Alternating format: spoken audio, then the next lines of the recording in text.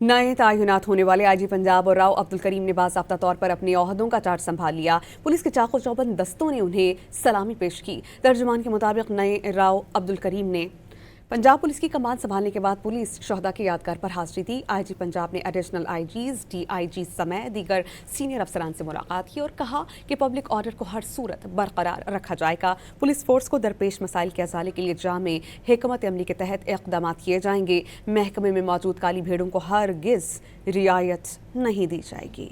नए तैनात होने वाले आईजी पंजाब और राव अब्दुल करीम ने बाज़ाब्ता तौर पर अपने ओहदों का चार्ज संभाल लिया। पुलिस के चाको चौबंद दस्तों ने उन्हें सलामी पेश की। तर्जुमान के मुताबिक नए राव अब्दुल करीम ने पंजाब पुलिस की कमान संभालने के बाद पुलिस शहदा की यादगार पर हाजिरी दी। आईजी पंजाब ने एडिशनल आईजीज, डीआईजी समेत दीगर सीनियर अफसरान से मुलाकात की और कहा कि पब्लिक ऑर्डर को हर सूरत बरकरार रखा जाएगा। पुलिस फोर्स को दरपेश मसाइल के अजाले के लिए जामे हिकमत अमली के तहत इक़दाम किए जाएंगे। महकमे में मौजूद काली भेड़ों को हरगिज़ रियायत नहीं दी जाएगी।